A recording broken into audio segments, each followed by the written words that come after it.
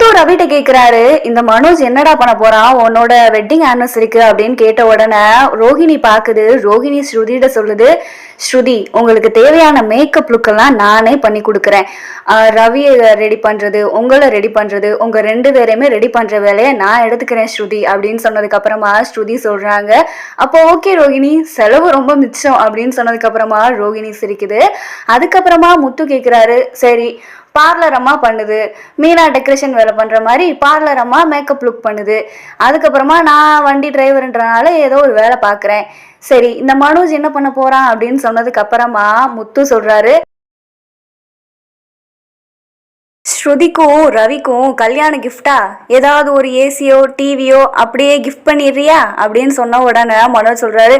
டே அதெல்லாம் எப்படிடா பண்ண முடியும், நீ வேற டீலர்ஸ் எல்லாம் இருக்காங்க, அவங்களுக்கு வேற காசு கொடுக்கணும், இப்பவே எதுவுமே சேல் ஆகலை, சும்மா ஒரு பொருளை எடுத்து எப்படி கொடுக்க முடியும் அப்படின்னு மனோஜ் சொல்றாரு. உடனே ரவி சொல்றாரு, டே உடனே முத்து சொல்றாரு, ஒரு பேச்சுக்காவது சரி நான் கொடுக்குறேன் அப்படின்னு இவன் வாயிலிருந்து வருதாப்பா அப்படின்னு முத்து அவங்க அப்பாட்ட கேட்குறாரு. உடனே அண்ணாமலை சொல்கிறாரு,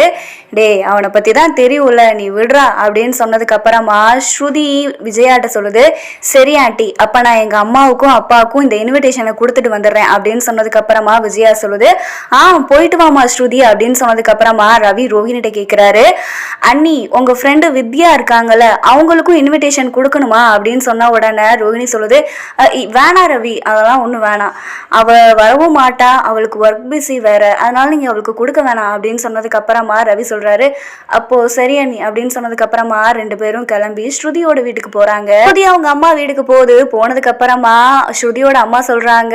வா ஸ்ருதி வாங்க மாப்பிள்ள அப்படின்னு சொன்னதுக்கு அப்புறமா ரவி சொல்றாரு, வணக்கம் ஆண்டி அப்படின்னு சொன்னதுக்கு அப்புறமா ஸ்ருதியோட அப்பா சொல்றாரு, வா மோலே அப்படின்னு சொன்னதுக்கு அப்புறமா ஸ்ருதி அவங்க அப்பாட்ட சொல்லுது, ஆச்சா எப்படி இருக்கீங்க அப்படின்னு கேட்ட உடனே நான் நல்லா இருக்கேன் ஸ்ருதி, நீ எப்படி இருக்க அப்படின்னு சொன்னதுக்கு அப்புறமா நாங்க ரெண்டு பேருமே நல்லா இருக்கோம் டாடி அப்படின்னு சொன்னதுக்கு அப்புறமா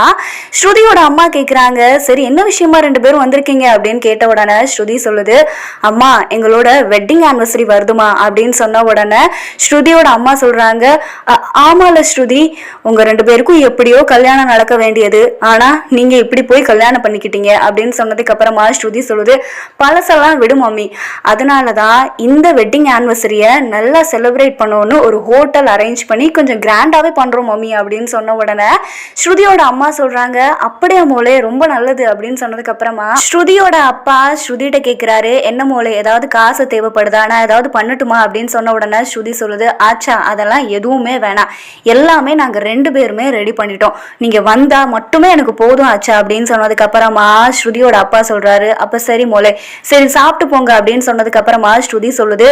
இல்லம்மா நிறைய வேலை இருக்கு, நாங்க ரெண்டு பேரும் போறோம், அப்புறமா வரோமா அப்படின்னு சொன்னதுக்கு அப்புறமா ரெண்டு பேரும் கிளம்பி போயிடுறாங்க. இங்க ஸ்ருதியோட அம்மா ஸ்ருதியோட அப்பாட்ட சொல்றாங்க,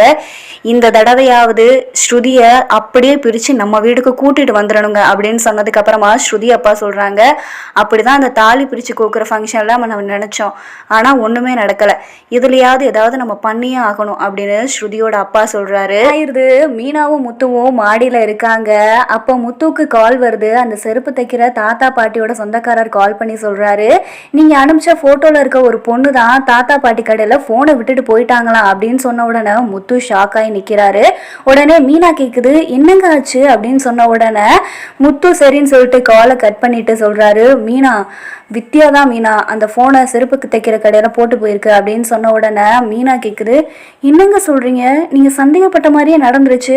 சரி இப்போ என்ன பண்ண போறீங்க அப்படின்னு மீனா கேக்குது. அதுக்கு முத்து சொல்றாரு, என்ன பண்றது, நேராக போய் வித்யா வீட்டில் தான் போய் விசாரிக்கணும், ஆனால் உண்மையை சொல்லாது எப்படியாவது தான் நம்ம விசாரிக்கணும் அப்படின்னு சொன்ன உடனே மீனா சொல்லுது, சரிங்க எதுவும் கோவம்லாம் பட்டாதீங்க, பொறுமையாகவே விசாரிங்க அப்படின்னு சொன்னதுக்கப்புறமா மீனா சொல்லுது, சரி மீனா அப்படின்னு சொல்லிட்டு முத்து யோசிக்க ஆரம்பிக்கிறாரு.